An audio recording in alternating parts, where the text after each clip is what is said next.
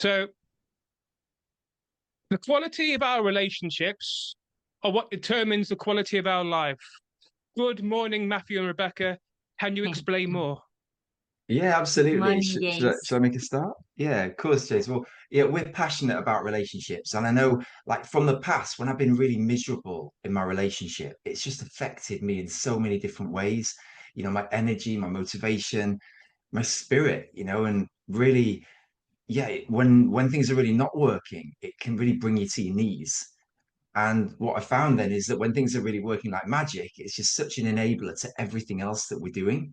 So yeah, that's really why I'm so passionate about this area of relationships and why I think they're so fundamental to great mental health, great state of mind, and great outcomes in lots of areas. How about you? I agree. When I met James, when I met Matt, he kept going on and on with this sentence. And one day I realized, oh my God, I got it. All those years of loneliness, pain, and misery in relationships, failed relationships, all of a sudden I felt heard by Matt saying that sentence.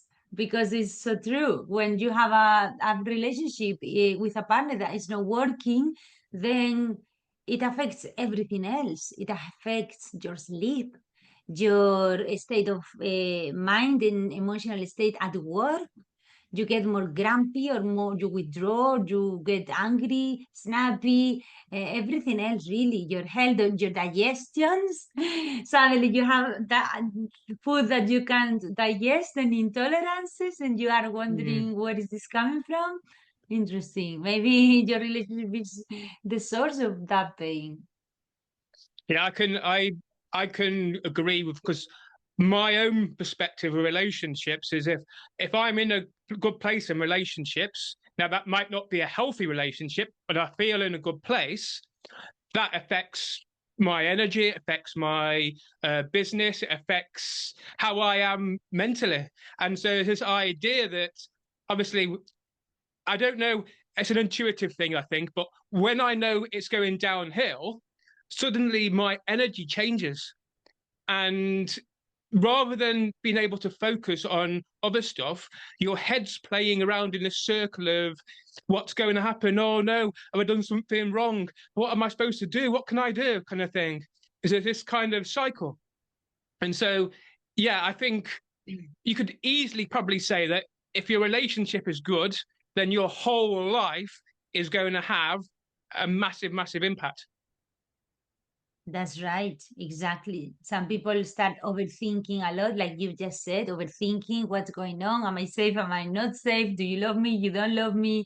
Or what have I done now? No matter what I do, he's never happy or she's never happy. And we just, we keep ourselves in this loop, trapped in this loop. And it affects our self esteem, it affects our confidence, it affects our work performance, business performance. So, yeah. And this idea, I think, as well, it's everybody says you need to love yourself before you can love somebody else.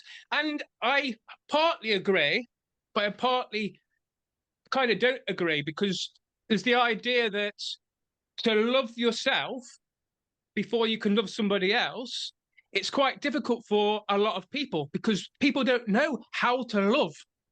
And so it's this idea that I've got to a point in my life now where I'm single. I'm quite happy being single. I've kind of got to a point where I can love myself, but it's taken me 10 years of hard work.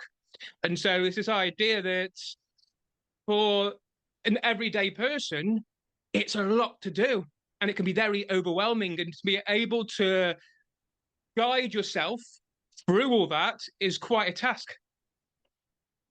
It's a That's great right. point, James. I love that way of looking at things. I think like loving yourself is something that's bandied around a lot. You hear a lot of people say, well, if you love yourself, then everything's okay. But it's a bit of a slippery one, I find, because there's a certain aspect. If we have low self-esteem, for sure, if we doubt ourselves and feel a lot of insecurity, then that might not be bad advice, to believe in yourself a bit more. But then other people like flip the other way and they're almost like a believe a bit too much in themselves and it can turn into like an arrogance or narcissism, really. And so for people with that pattern, loving yourself more isn't really that helpful. So just kind of, it's a bit like horses for courses, really. Yes, yes, I agree. You know, I was also thinking as well, James, what you've just said before about some people don't know how to love. I actually think that people have different ways of loving. Some people's ways of loving is calling their partners names, and that's the way they love. They didn't learn anything else. Some people ways of loving is taking their partner out for a holidays just to end up having another row, but that's the way they love.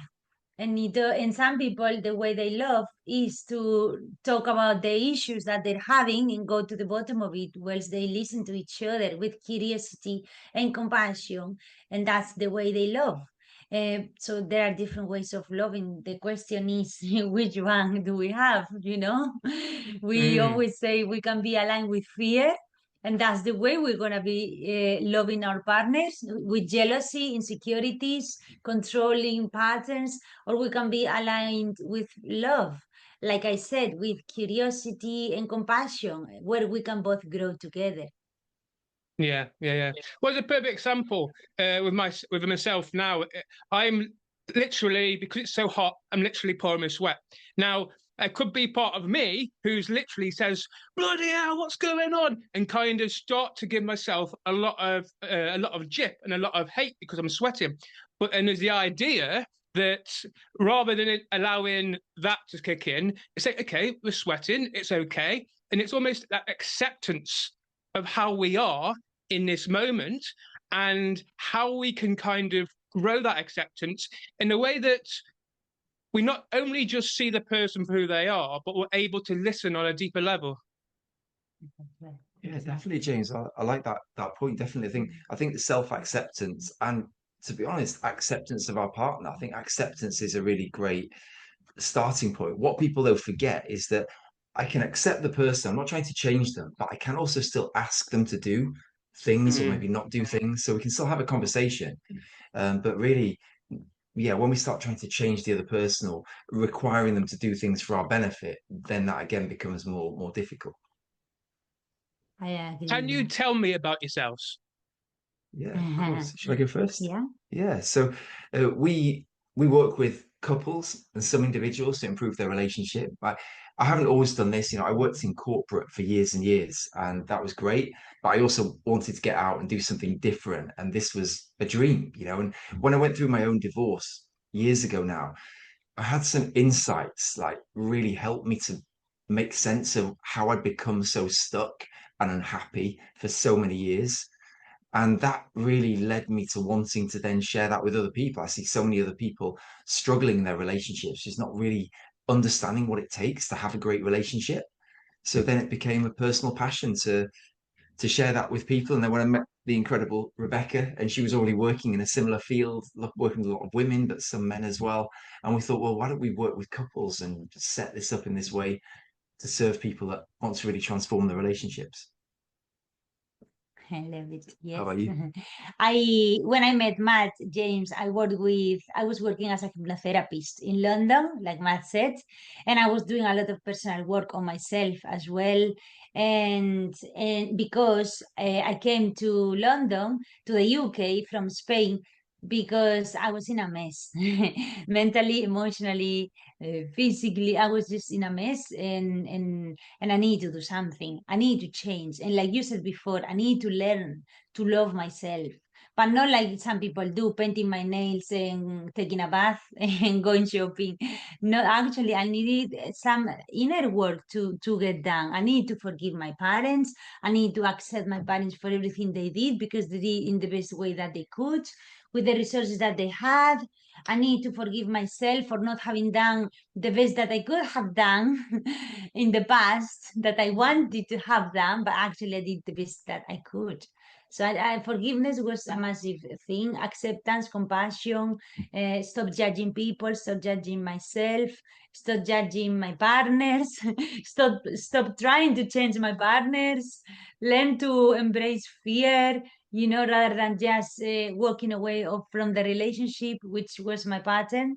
And so that's how I came to do what I do. Then I met Matt, and he was all in, and that was amazing because actually, by the time I met Matt, I was working on manifesting my ideal, my dream partner.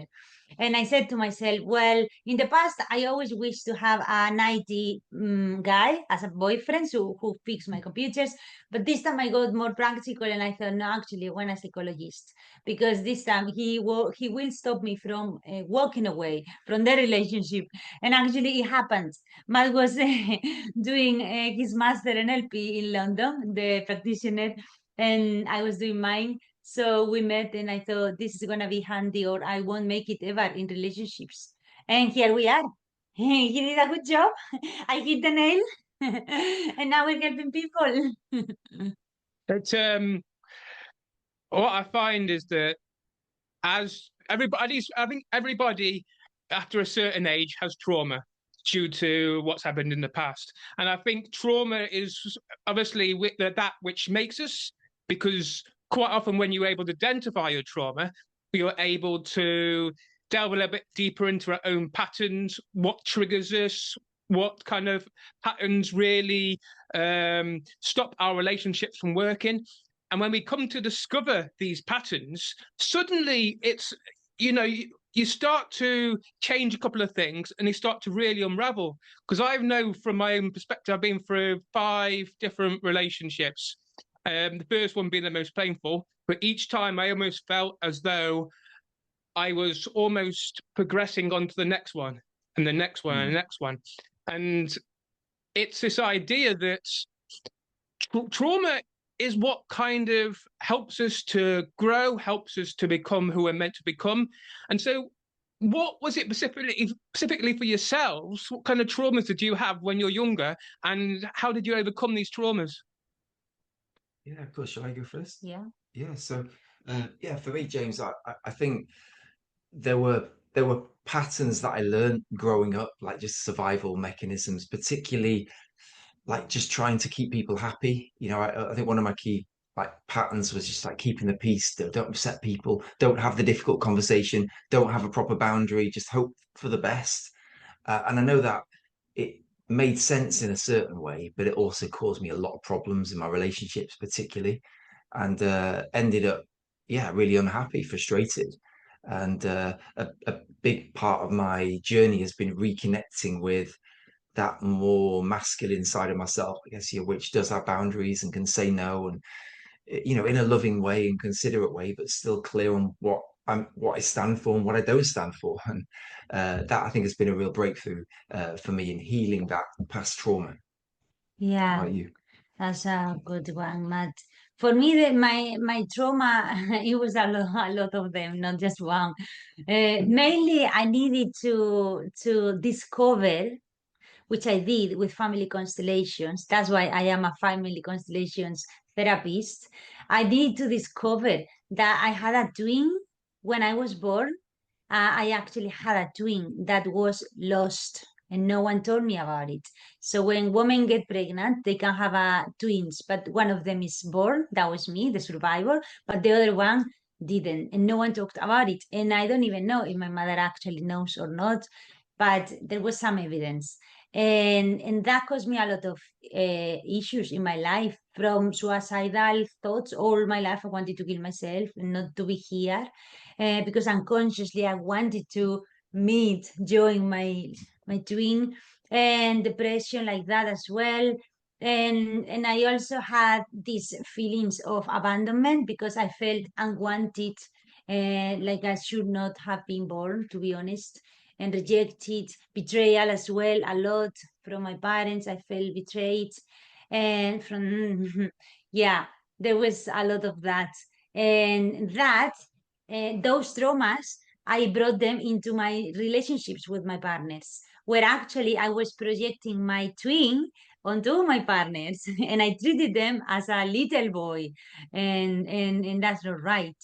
And also, um, because I wanted to protect myself from when I wasn't feeling safe, as a in my childhood, I actually switched substantially in certain situations from my feminine energy to my masculine energy, but in a very polarized way, which is not healthy and it's not relational.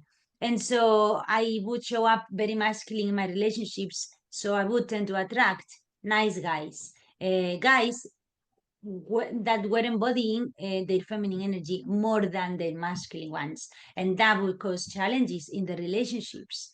And so, yeah, so abandonment, rejection, betrayal, loneliness, depression, suicidal thoughts, that was not comfortable. But if I want to choose to look at this like a gift, I think I want to, because thanks to those gifts, I am here with my best friend, best ever partner, and doing what I love and having an amazing life. So you can choose to look at your trauma as a burden or as a gift. It depends on what you make of it. Because as I said before, our parents do their best with the resources that they have, and we can do better.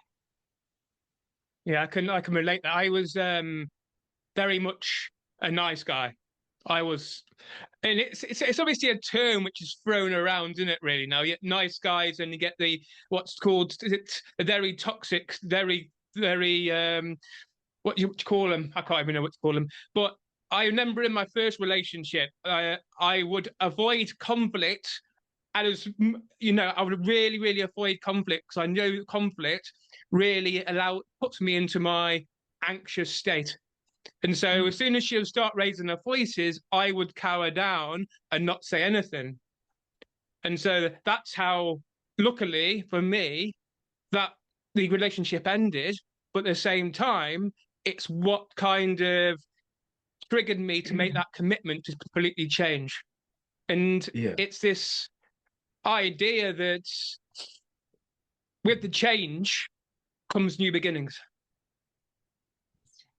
That's right. It's a good way to look at it. There's always a chance to learn our lesson, isn't there, James? And maybe it's through the end, or maybe we sort of reconvene or re-establish an existing relationship in a more healthy way. But there's always a chance to rebuild and learn the lesson. The key thing for people is whether they're ready to learn that or not. Because can you see your scenario? You could have come out and just thought, well, it's all about her. She was toxic. She was this or that. And then you probably don't learn much. But it sounds like you were willing to look at yourself. So that generally is a great starting point. But it's uncomfortable. Not everyone is ready for that. That's right. You mentioned family constellation. What's family constellations? Family constellations is the most powerful therapeutic modality that I know. It's so powerful. It's all based on the issues that we inherit from our biological family. And there are secrets, there are truths, hidden secrets, things that we don't know. And there can be some systemic disorder, where, for example, as I said before, James, I wasn't the third sibling as I thought. I was the fourth one, because the third was my twin. And so those things that have not been told can actually cause chronic illness, accidents, lack of fortune, like we don't get clients, we don't get a job, we can't find a job, we can't find the right partner, bad relationships, bad health, all kinds of things. And I have experienced so much of that, even accidents, to the point that I could have killed myself, really. So family constellations looks at the hidden truths and the hidden secrets that the mind doesn't remember, but the body does. And that comes up in therapy. And it changes everything. It's just the deepest root cause that you can ever go for, really. It's so powerful. It's so simple. Very similar to ancestral healing. Yes, similar. Because James, exactly. Because when you free yourself from the burdens that you carried from your ancestors, because it could be that you learned some behavior from your parents or caregivers or the people around you that you grew up with, so we can get some of their burdens, and we can also get some burdens inherited in our DNA, inherited trauma, which is a lot of science around that as well. Then when we undo those things, we have our path ahead free to just create whatever we want, rather than repeating the stories from our ancestors or repairing them or even compensating for them. We can just put all that aside and just create from the scratch our life. Yeah, I think our parents, their parents, their parents, their parents went through so much, and to think that to try and it's quite difficult because when you want to heal yourself, you've got what you are now, but then you're looking at your parents, you're looking at their parents and their parents, and so if you look about 200 years ago, my family have been farmers for quite a long time, and this idea that back then there was a lot of poverty, and you can see it even in the mindset of poverty consciousness. And I think that leads from back probably 100, 200 years ago, where people were literally in poverty and people would die at a very early age. And so I think that has obviously has a massive impact on with death and with loss and things like that. Now, you mentioned earlier about forgiving your parents and forgiving yourself. How did you go about doing that? Well, that's the problem, that people misunderstand what forgiveness really means. So, how did I go about that? It wasn't like I need to say from a grandiose perspective, okay, mom, dad, I forgive you. No, because I'm not better than them. We're just different. I do it my way, they did it their way, and now we are both adults. But what I actually did was to look at them with love and compassion, understanding that they did what they did because that's all they could do at the time, whether I liked it or not, whether it was convenient for me or not. They could have not done anything else. And also, if they could have done any better, that would have been also very positive for them, for themselves, but they didn't because they just didn't know. And that understanding, but not just understanding, but embodiment of that feeling, of that understanding, that is really healing, because forgiveness really is happens when you forgive yourself, when you free yourself from the judgment and the anger that we hold in our bodies, which are actually is causing physical illness and emotional illness as well, and all kinds of things.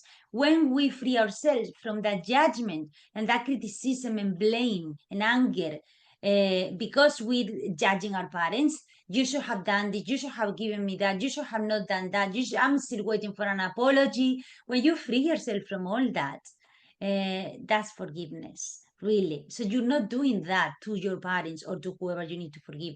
You're freeing yourself from the harmful chemicals that we are creating in our bodies when we hold someone in less than warm regard. And that's really forgiveness, and that's what I did.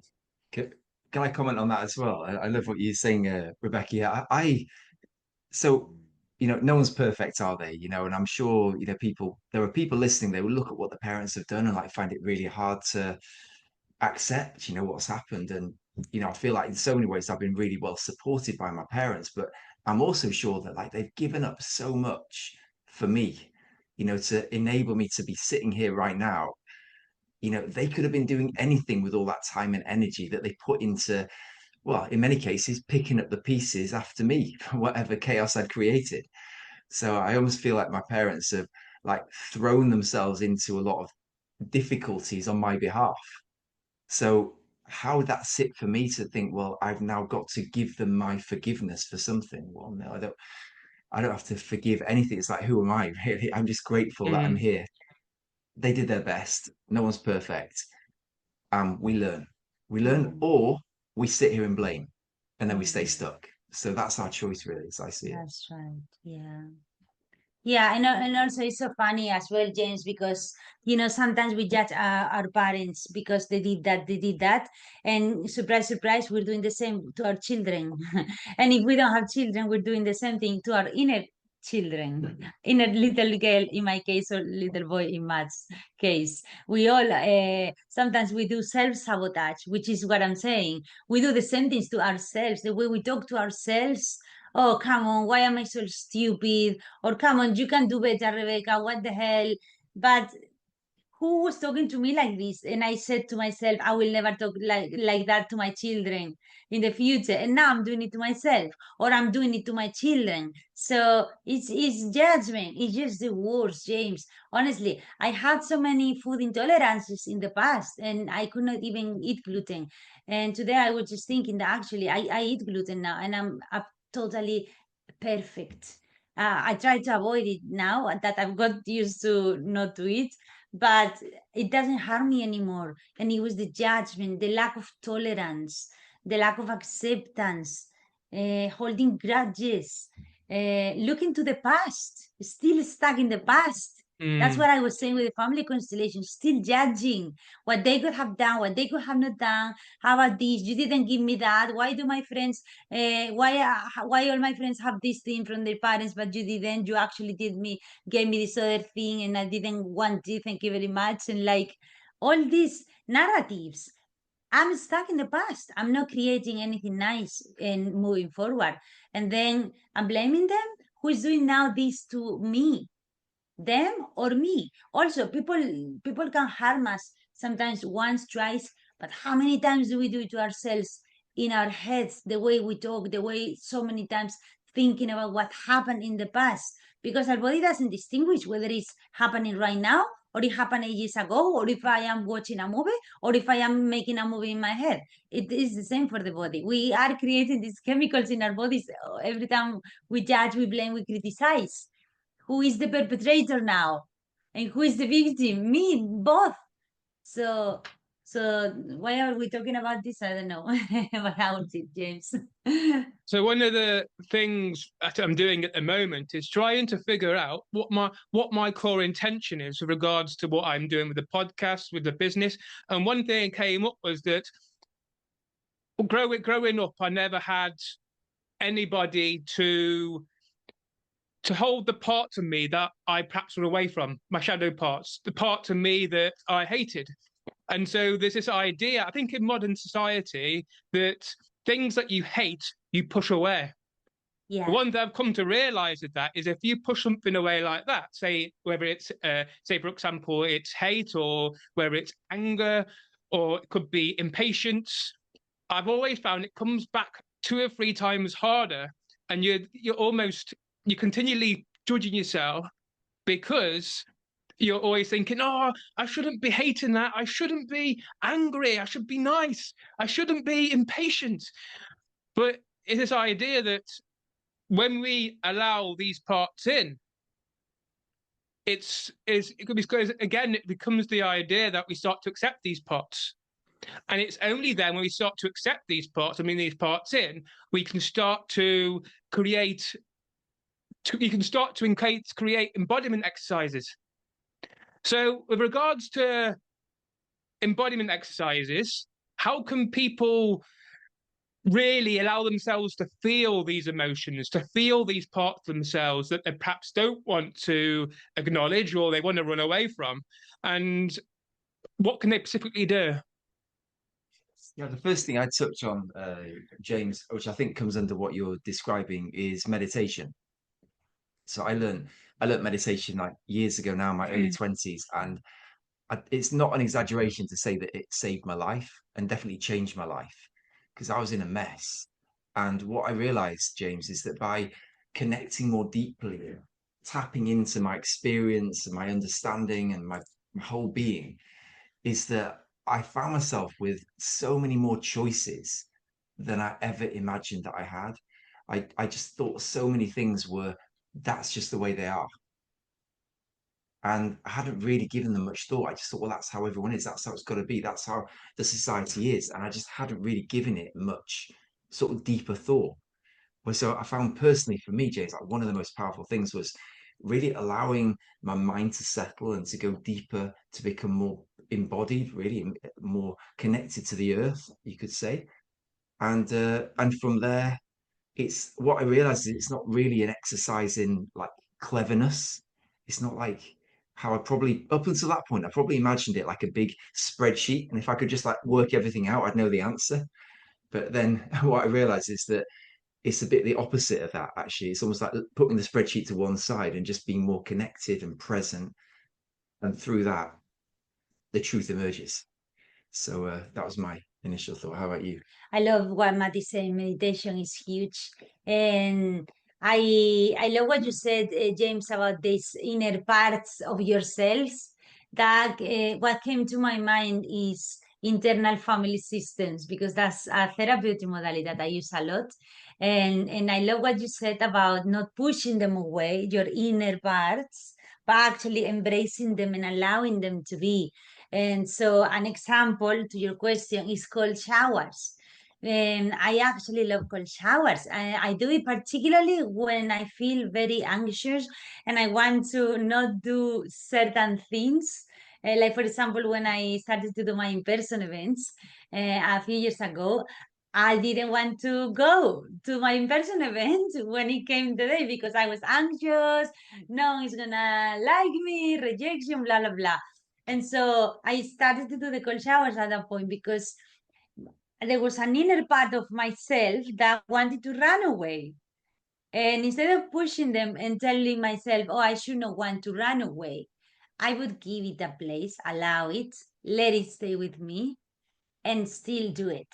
So the cold shower was my adult self, or my wise adult, me parenting that younger part of myself that got used to run away to survive in the past. And now I'm saying, hey, I'm here, I hear you, I see you, and I'm taking over. Sit, I'm going to run this event. So I'm going to have this cold shower to recondition my nervous system from wanting to run away to choosing the discomfort because it's good for me and it will become comfortable at some point. And it has become. So I'm so happy I didn't give up to my in-person events. So I love that. The inner parts, yes, embracing them.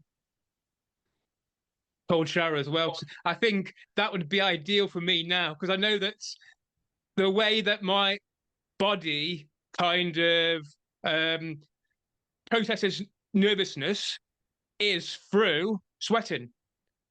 And so there's this idea, even though I've done this about 100 times, there's a part of me that still feels nervous.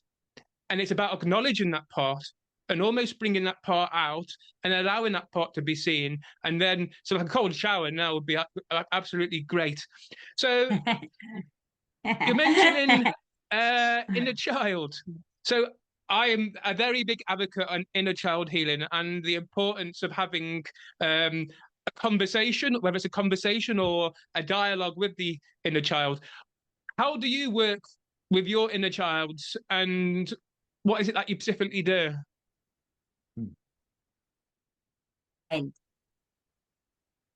Yes, so it's all about, like we said, embracing and allowing. It's all about making them right, about telling them, hey, you've done an excellent job.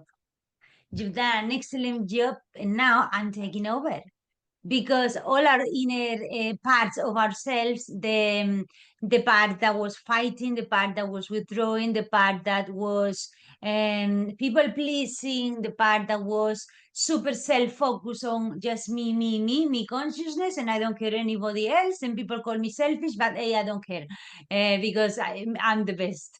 All these inner parts of ourselves are lovable, and they actually are the parts that have brought us here. We made it, we survived. So now we can actually take care of them. So we can actually step up with better strategies. And this is where coaching takes place. We can give people strategies and tools to show up in a more efficient way and more successful way, effective way. But also there's our wounded child, and maybe this is the one you are actually talking about as well. The wounded child is, or the wounded children, is all those different parts of ourselves, youngest selves. My 3 years old that got rejected when I wanted a hug from my mom, but she was busy cooking an omelette. and I felt rejected. Or my 13 years old rebel and that was at school and actually felt rejected by the children because they didn't want to choose me to do some job at school.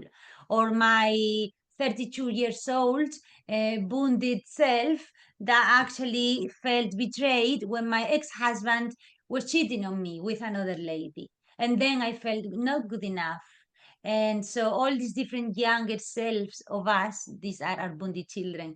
And then what happens is that we became very creative to protect these wounds, these wounded children. And then the adaptive children were born.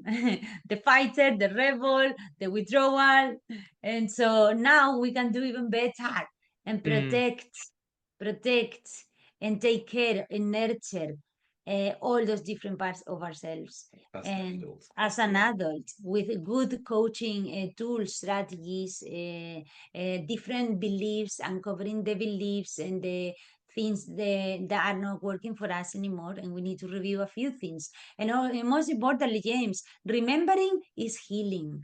To create healing, I believe, as a therapist, we need to remember the past, but sometimes we don't because we can't remember with our mind, but our body remembers. The body keeps score, and that comes up. Those buried memories, repressed emotions come up in therapy. And remembering them and giving them a place and seeing them and honoring them, that can be enough many times. But then sometimes maybe we all also need to bring some new beliefs, empowering beliefs, yeah, and secrets that we don't know, so we can actually honor those feelings that hurt, and that's why we don't want to feel them. And that's why some people drink alcohol to numb the pain, or they exit, like I used to live in my ex-partners because I didn't want to feel rejected, so before you leave me, I leave, thank you very much. And that kind of thing.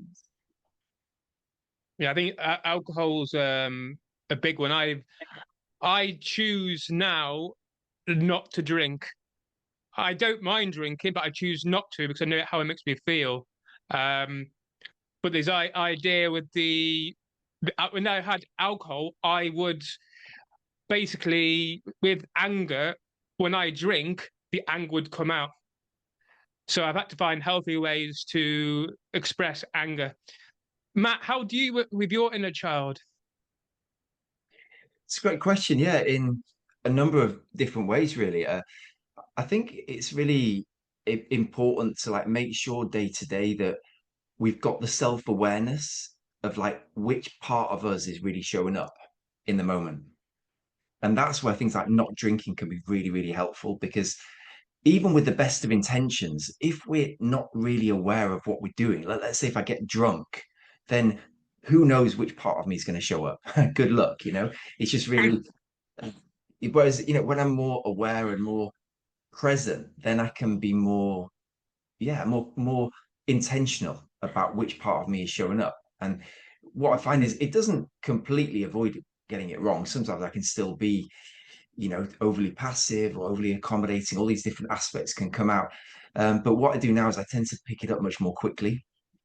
So that's where, yeah, awareness really comes in, and compassion as well. I love what Rebecca said. You know, all those patterns that we've got from the past, they're not because we're bad people. They're just the things that we've learned over the years to cope. You know, whether it is getting angry and losing my patience, or you know, whichever pattern it is. It's not because I'm intrinsically that sort of person. It's just that that's how I've learned to cope. And then the question really is whether I'm okay to keep doing that. You know, is my life going to be served by just keeping doing that stuff, or do I want to evolve myself and be more of a grown up more of the time? And if I do, then I've got an opportunity.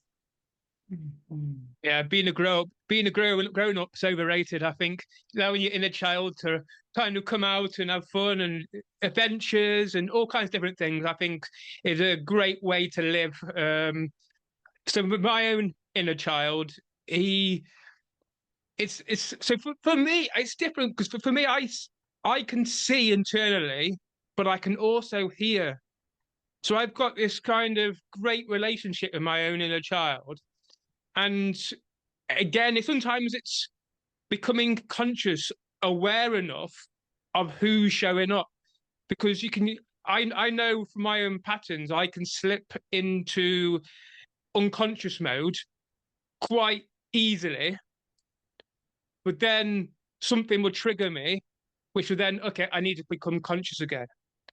And it's at that point I might have said or done something which has upset the inner child.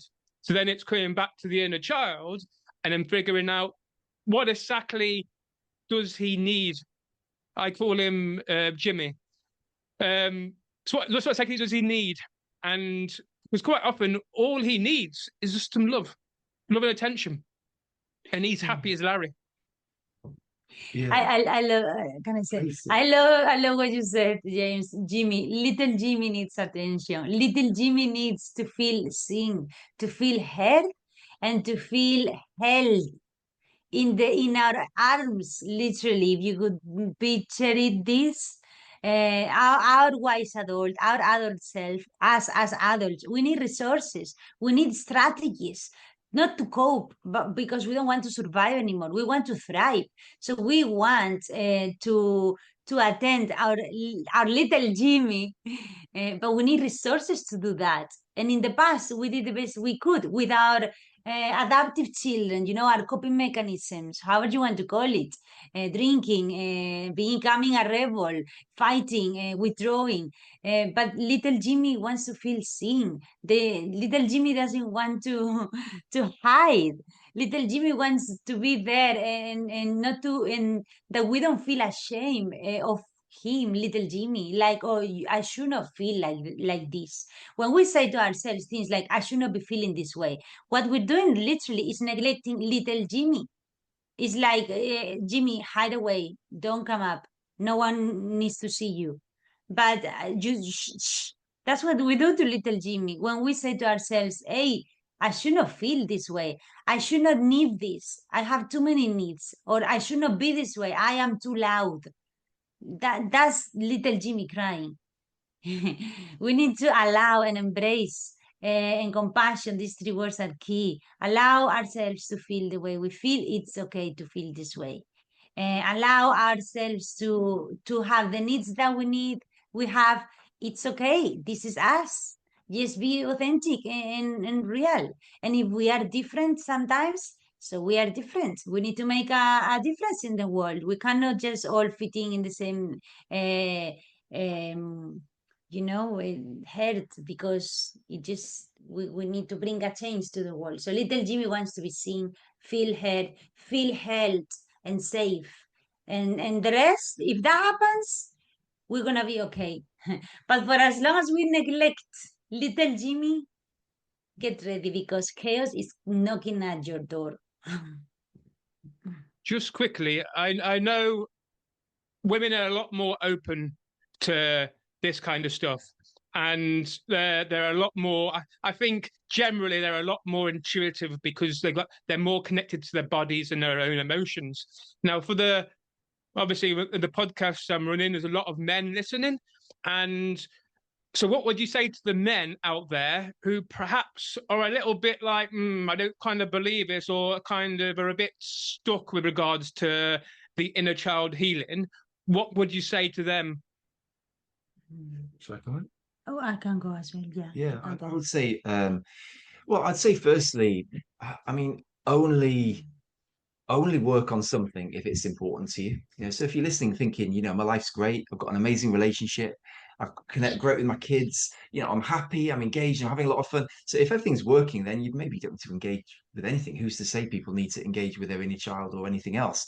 The question is, if you're blocked, you're having struggles, then could an ability to connect better with your emotion be a key to help you unlock some of those problems? Could that be a part of the answer here? And if you think it is, then, well, you could just sit and hope for the best and maybe something's going to change by miracle, or you can do some work.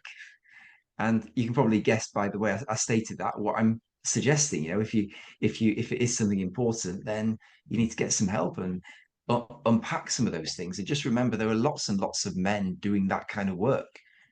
You may not be one of them, but that's okay. That doesn't mean you can't become one of them. But it's got to be important to you.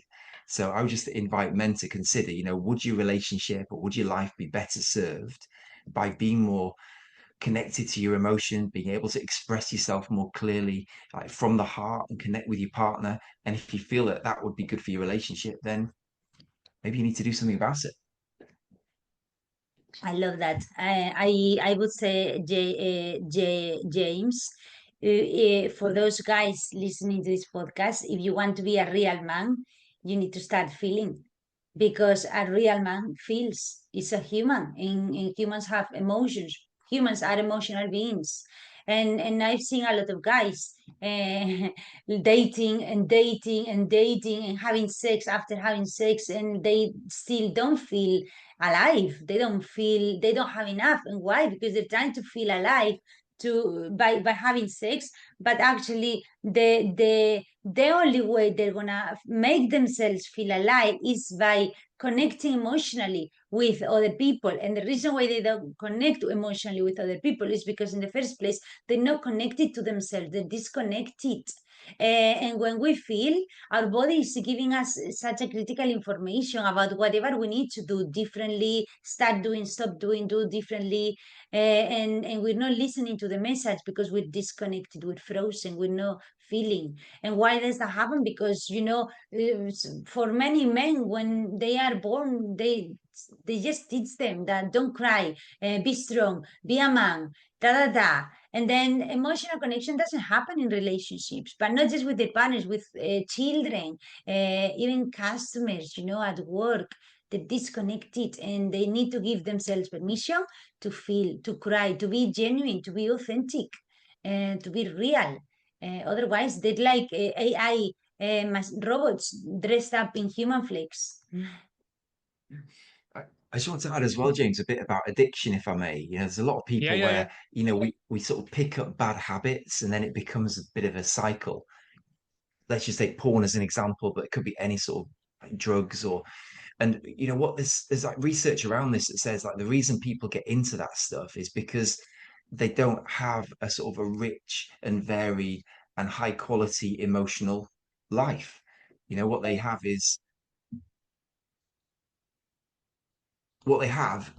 is a situation that isn't fulfilling. I was reading this research about rats in a cage, and they put these rats in isolation and give them an opportunity to get addicted to something. And guess what they do? They get addicted. Whereas when they put the same rats into what they call rat park, where there's like lots of fun stuff to do and lots of other cool rats to interact with, they're not interested in the addictive substances.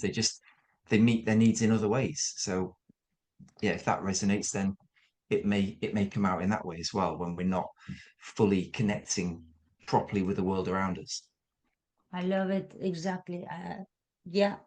I was also thinking, James, about emotional capacity, which is so important in relationships. But as I said, with everybody, not just intimate relationships. Emotional capacity, the ability to give love, feeling love, to share your feelings, express your feelings, but also the ability of receiving it, by receiving it with empathy. And that's key. And it's not going to happen if we are suppressing our feelings, because we're telling ourselves that we should not feel, because we should not share these feelings, because it's not manly. But what is manly? Mm. Maybe we need to redefine what manly is. And women, I can tell you, James, women absolutely freaking love a vulnerable man, a man who is able to share their feelings. It's powerful. It's unique. It's not abundant. That's a gem. And it's also very nice to for the children of vulnerable men who embrace their emotions, so they can have a role model, a healthy role model of the healthy masculinity. Think, as you were saying about that and how we have conversations, and our general go-to conversation is, "How are you?" And then the person will reply, "I'm good." And that seems to be the common answer to "How are you?" Now, I don't know whether it was a podcast or whether it was on the internet. I saw I think I heard it. I think I did hear it, and I think I wrote it down. And the question that came to mind here was, what's alive in me now? And that just kind of allowed me to go into my own body and think, okay, what's alive in me now? And for me, it's that sense of being able to do a podcast, to be able to speak and connect with people, like-minded people, to be able to talk about our passions and to spread that into the world. But the question with regards to aliveness is so important, because how often do we go through the day as probably zombies? And really, we need to connect into our own aliveness. That's a great point. I love it. What's alive in me now? Yeah, I completely agree, Jane. It's like connecting with our passion, isn't it? For how often we're just like going through the motions and getting through the day. And if you take that as your mantra for living, like how am I going to get through the day, then you can predict you're probably not going to feel that inspired and excited and motivated. Then yeah, it just depends. And that's where, again, this is really important, I think, for everyone, but particularly people with a masculine style, is to have really great goals that align with our values, that matter to us, that we can work towards. And that tends to underpin our mental well-being, having the sense of working towards something meaningful, which gives you a feeling that you're describing as aliveness, which is a wonderful thing. How about you? I love it. I love what Matt said and what you said, James. And I'm thinking also of grieving comes to my mind as well, because sometimes what's alive in us is not very, it can feel inconvenient. Like I can think of some ladies that it could be men as well, definitely. I can think of some people who actually have evolved and grown separate ways from their partners. They have different values now. They are not the same people that they were when they met.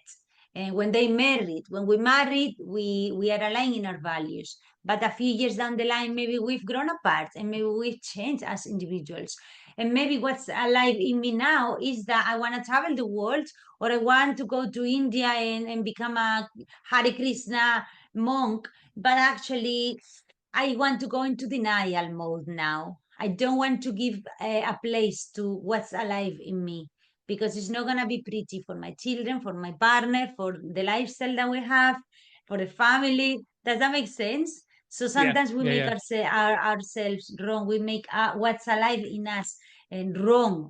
Again, little Jimmy's crying because we don't honor our feelings, our needs, because it's not gonna look pretty. It can be scary. But when we take that leap of faith and we're honest with our feelings and needs, and we honor them, that is the best gift that we can give to everybody, because even though in the short term other people may not like it, in the long term we are gifting them the gift of our honesty.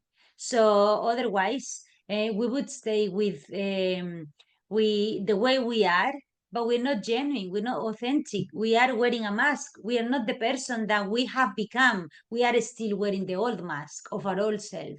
And that's not honesty, and that's not a nice gift to give to anybody. And whereas sometimes if we show up authentically, even if it doesn't look good in the short term, we can from us, because we are not the same people that they chose in the past, if that makes sense. Yeah. What are your values at the moment? My values at the moment is always, always, always top number one priority. Look after little Jimmy. Always becoming my remain. Do you call yours Jimmy as well? Well, little Jimmy's little whatever. Your equivalent. Okay. Yes. So that'd be quite neat if you had the same name child. Maybe they know each other. Maybe Probably.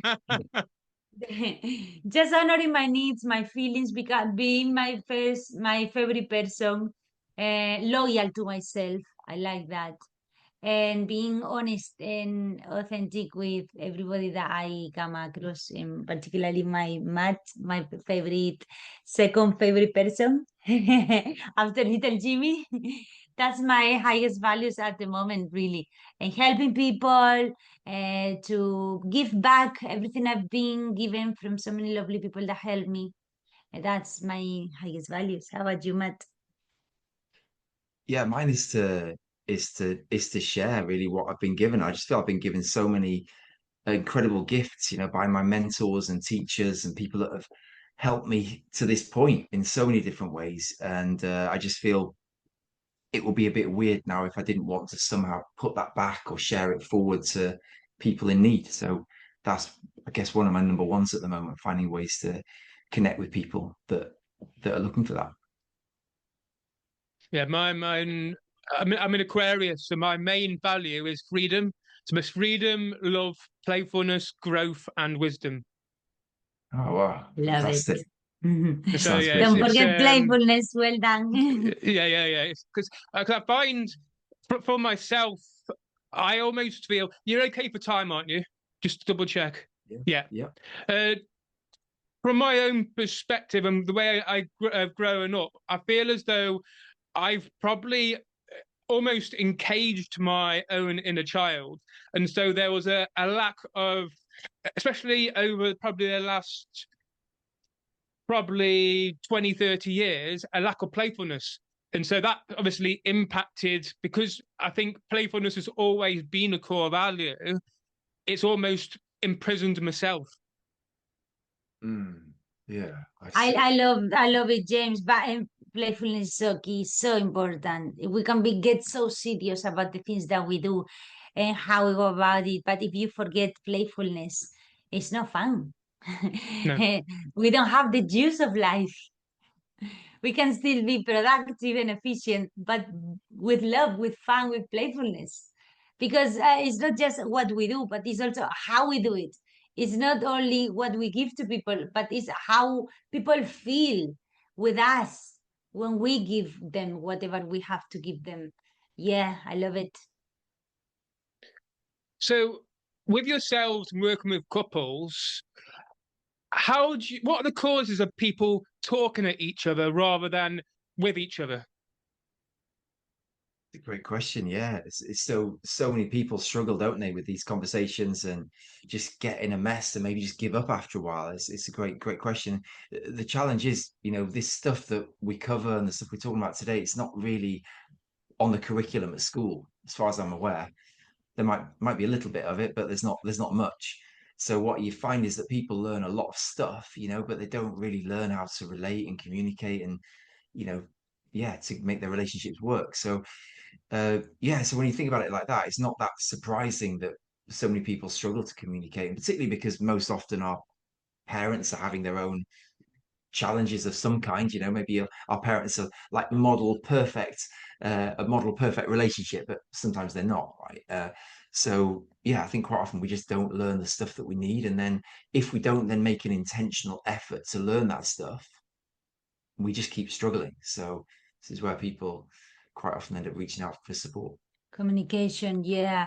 And some people, James, get defensive. It is very difficult to have a conversation with a person that gets defensive because everything feels like an attack, like an accusation. And so they're not open to have a conversation. And some people can get dismissive. So therefore, our feelings, our needs don't count. And that's an implicit message of I don't care about you, I don't care whatever, I just don't care. So then why are we here together? What's the point? People start thinking, but what's the point then? And the communication just doesn't happen, and there's no way of talking with each other if one of them just doesn't want to have a conversation. It's just not possible. We've recently created a guide on manipulative communication, and and people are loving it.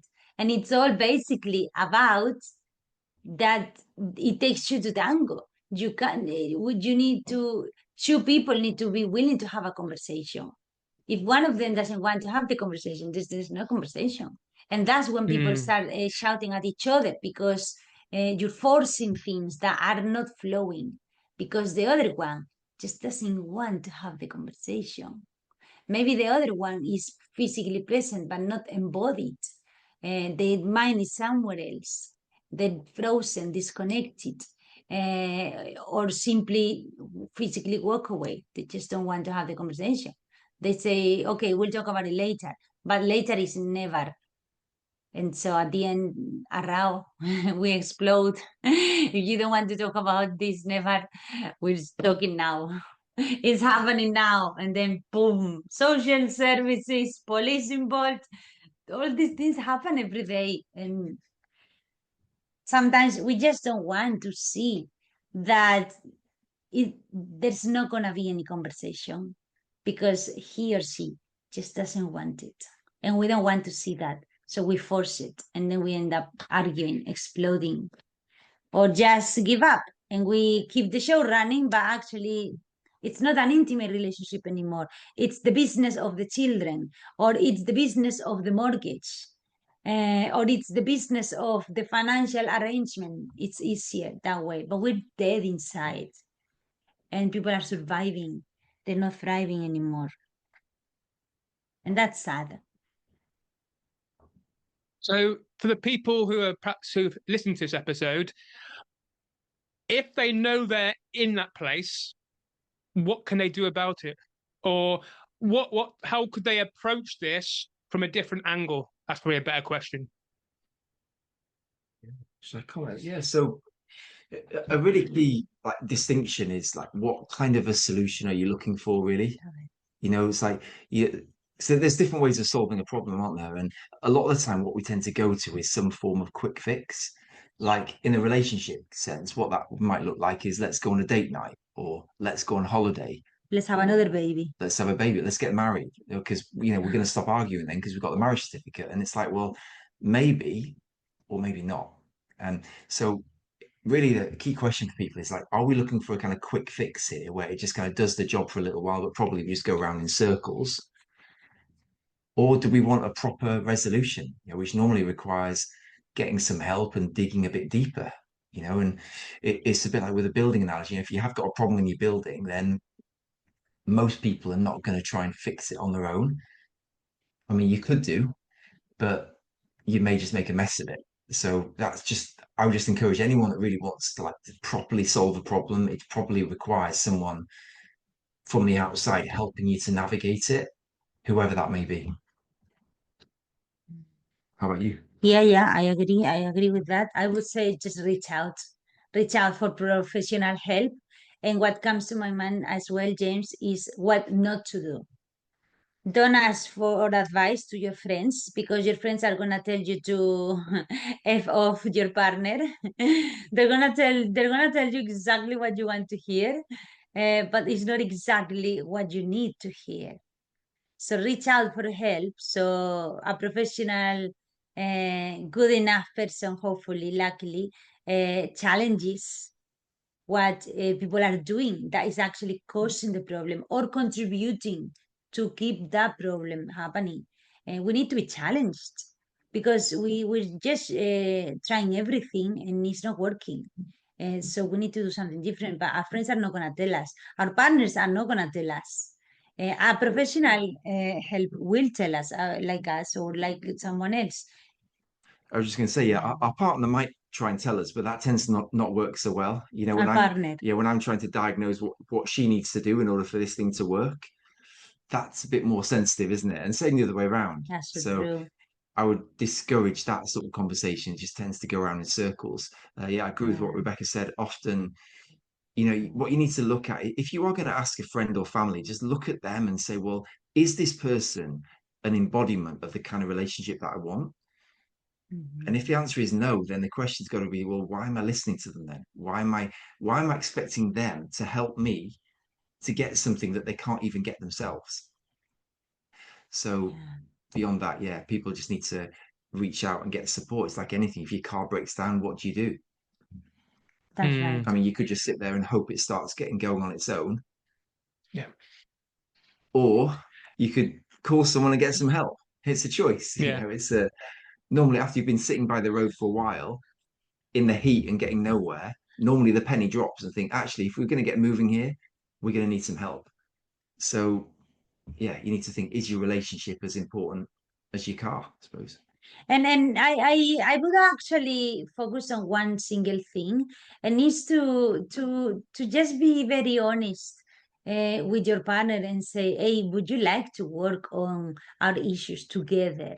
Are you open to the possibility that there could be something that you could change to improve this?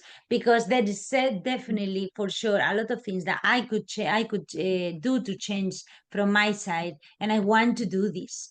Are you on board with me or not? That to me tells me a lot. Um, but then on the other hand, if our partner doesn't want to do anything like work together on a relationship, I would still go myself. Why? Because we see this a lot. Because if I work on myself to deactivate the triggers that when my partner does certain things get what you call it, fight off. So when my partner does something, I get triggered by what my partner does. But the way I feel, the reason why I feel the way I feel, angry, disappointment, or whatever it is not because of my partner, what my partner is doing. It's because there is a wounded child that needs to be seen, felt, held, needs to be healed. And I haven't done that. Like you were saying, James, my inner work. And that wounded child is gonna keep getting triggered the whole time until I change that, and also until I change the way I show up to protect that inner child. And when I change that, my partner starts feeling differently about me because I literally change. And my Rebecca point two, my next best version of myself. And that is a different person than the person that my partner was seeing before. And now he starts changing as well because I'm different. And if he doesn't, then that's the truth right there on the table. Take it or leave it. Denial or move on. Because sometimes some people are in hell suffering and they have made a decision they're not going to change. They are comfortable in the hell, so that's okay. We embrace it. At that point we say, I see you and I love you and I am not choosing you anymore. But we need to do our inner work. We need to do our work because it's never about our partners. It's about how we relate to our partners, with what our partners bring us. But that doesn't mean that we condone certain behaviors. That doesn't mean that. But it doesn't mean that we don't blame our partners. We're owning our shit. I call it ownership. That's powerful because to actually own our own stuff, and quite often I feel quite often people, if I'm getting annoyed by somebody, it's probably my own shit that I need to deal with first before anything.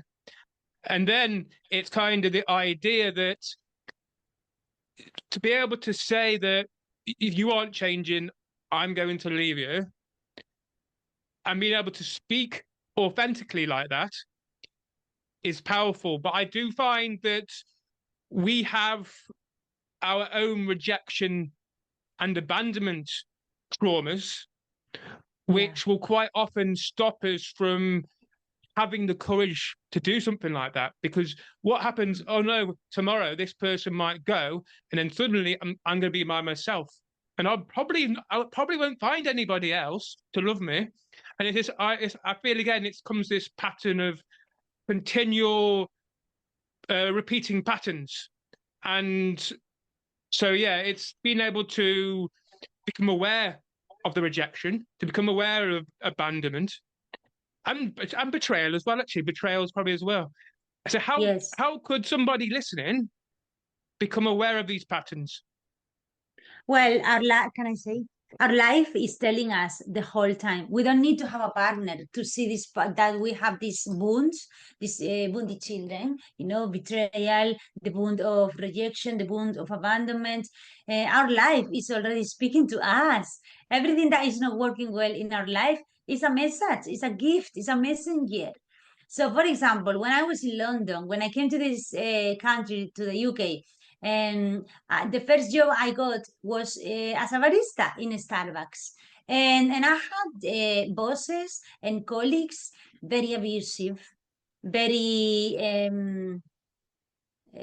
abusive, really. And it wasn't the first time.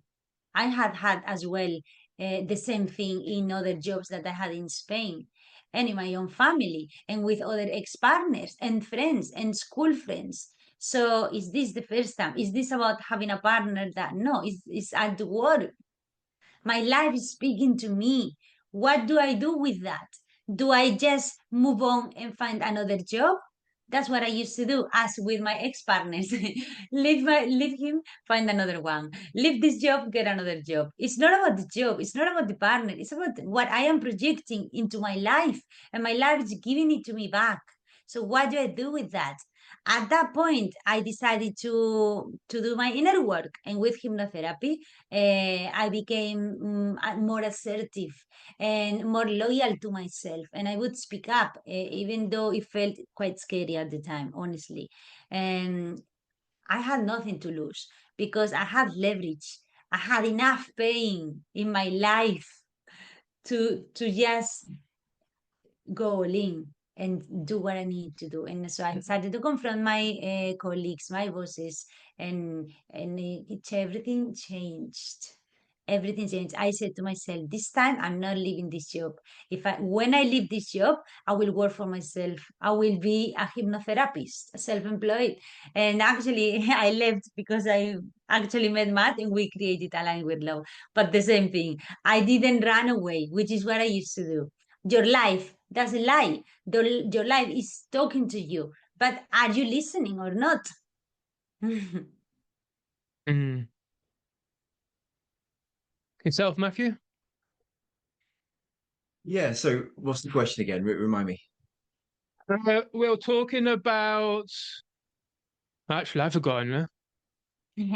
We not only get triggered by our partner. So what happens when Yeah, we don't have a partner? How can we become aware of our wounded children, our wounds, the betrayal wound that we are carrying within ourselves and we haven't healed yet, the rejection, the abandonment? Even physical health, James, can be another one. yeah, Germanic medicine is a very good example. The emotional causes. So some people have um, um, let's say cervical cancer, and that's a health issue. And some people, well, I'm thinking now of some clients that I had years ago, abortions. So where is the cervical cancer in your body? If you think about, it's in that area, yeah. right? So where in the body the abortion happens, it's in that area, right? So that was connected to that problem that a client brought to me when I was a hypnotherapist. So if you think of the medicine, I'm not an expert in this area, by the way, but I know that German medicine, believes that the physical illness has an emotional cause. So that's another example of what you're saying. If we have a physical ill problem, a health problem, what's the emotion? We can trace it, we can track it, and we can see through this emotion that we have in our life. So our life is telling us something. What does this mean? What do I need to learn from this? What do Mm, I need to change? What do I need to allow, embrace, make peace with? What's the message? And that is healing. I again, I don't want to talk much about the physical area because I'm not an expert in that, but it's another example. Our life is talking to us through any kind of illness, whether it's a physical illness, whether it's I can't find a job, whether it's my colleagues are abusing me, whether it's my partner doesn't listen, doesn't get it. It doesn't matter what is wrong, going not well in your life. That's the message. You don't need to have a mm. partner. It's Makes a sense. human.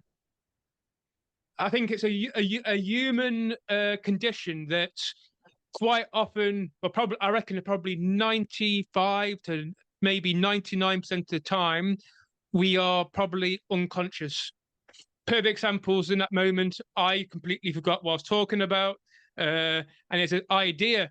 But so, how can we become how can we allow ourselves to get into our body and become more conscious of what's going on around us so that we can be conscious in our relationships?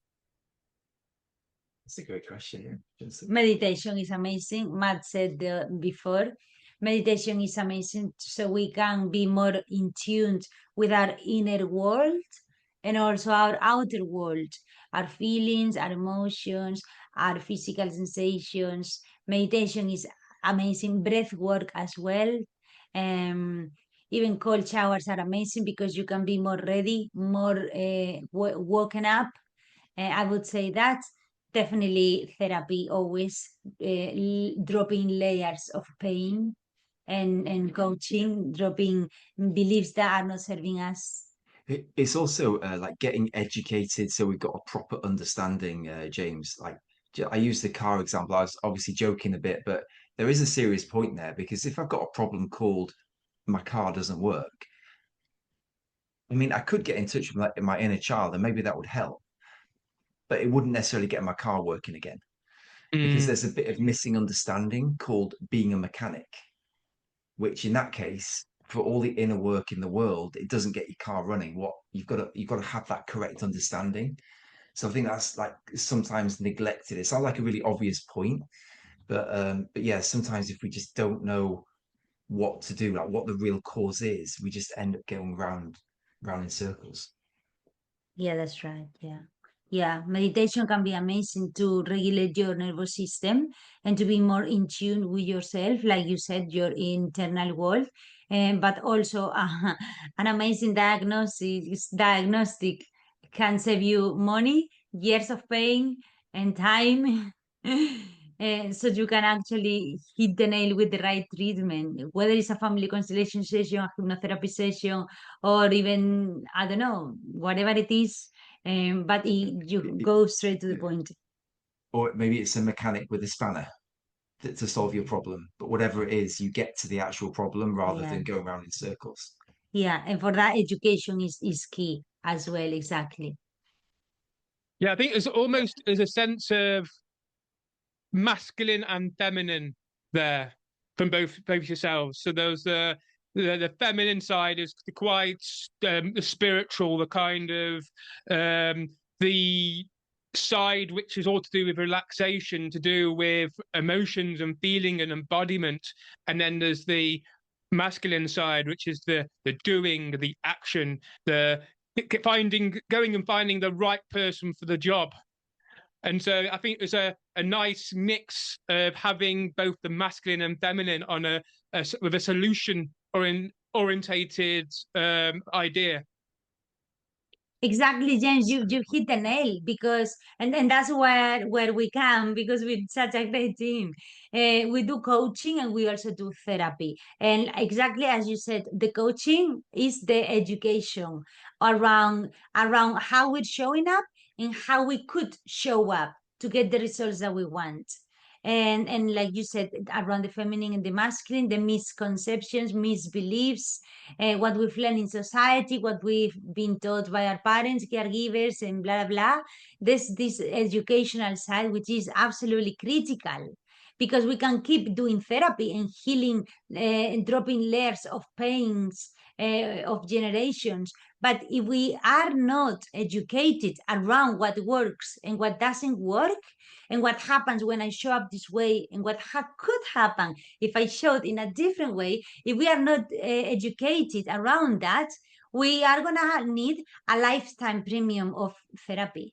And really, but then if we do the educational part of it, but we don't do the therapy part of it, many people can find it hard to implement the strategies and the tools because actually they are still having breaks, internal breaks, holding them back from change because maybe there is an unconscious loyalty with my father because he was cheating, so I'm cheating, and every time that I cheat, I feel connected to my father at a very deep level, which I am not aware of, but my body does remember.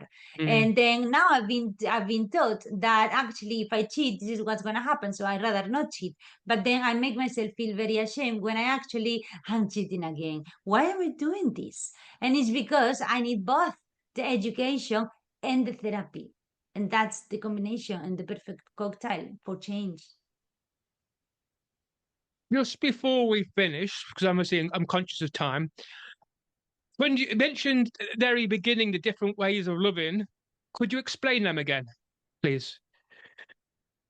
Different ways of loving in what Yeah, respect? yeah, You yeah. talk about, I yeah, said you that. Yeah, expand. the different ways of loving. That's a very good question, James. We can be loving from a consciousness of being aligned with love, which we call it love, where we actually vibrate, my feminine language, in compassion, generosity, gratitude, abundance, and playfulness. All that. Or we can be aligned with fear, and from that level of consciousness we are actually loving. How? By trying to change my partner, by making my partner wrong, by being very jealous, by being very insecure, and controlling my partner. Where are you going? Why are you dressing like that? Who are you testing? Why are you all the time stuck in your phone? You don't want to spend time with me. And so we can be aligned with fear, or we can be aligned with fear or with love. Different levels Yeah. of consciousness, different vibrations. Our body language is different. Our language patterns as well are different. And so some people love by slapping their partners on their face, by calling them names, by cheating. That's the name of love for some people. For some people, love means I love you and I'm not choosing you anymore. Or I love you and I know that you have an addiction and I embrace it, and I'm going to be very, very patient because I know that you're doing your best. And for as long as I see you working on that actively and not lying, saying that you're doing it, but you're not doing it, for as long as I see you proactive, carrying your burdens with grace and dignity and doing something about it, I love you and I will keep choosing you. And that's a different way of love. Thank you. Loving. Just to finish off, can you explain what you both do and how people can get in contact? Shall I see? Yeah, of course, James. Yeah, thank you. So we work with people wanting to make sense of their relationships. Lots of couples approaches because we work as a couple, so lots of couples like that approach. But we do work with individuals as well. But really, it's any kind of relationship situation, tension, breakdown, conflict. We just help people get to the bottom of it, and we have a 6-month program. It's a certain kind of therapy. We use different therapeutic modalities, you could say, but it's a bit different from some therapy because we literally guarantee people get a result or they get the money back. So it's a bit different from some therapy in that respect. But yeah, it's very much aim to help people make sense of their relationships. And so, as we said, James, before, we have created our 6-month program where we have 2 phases. First phase, clarity. It happens very quickly, so you really get a very clear picture of what is going on and what you could do to it, and to actually use the tools that we give people to put them into practice. But then we have the 6-month process where actually people start implementing those tools, those strategies that are going to give them the results that they do want, rather than the ones that they're getting. And in putting them into practice, they will make mistakes. They will new questions will arise and doubts. And so we hold them accountable every single week for 6 months. And in these 6 months, they can also have some therapies with us. And we do hypnotherapy, neurolinguistic programming, family constellations, coaching, CBT, blah, blah, blah. So we can help them whichever they need to actually generate change, which we need. Yeah. Yeah, so just gonna finish off. Thank you to say they've got the website alignedwithlove.net. You can see lots of stuff on there, lots of videos from us, our podcast. You can get hold of my book. We've got a scorecard where you can put your relationship to the test and get some immediate feedback. So yeah, for anyone interested, check out the website as the first point of call. And all this because the quality of your relationships determines the quality of your life. Nicely put back to a circle. Thank you very much.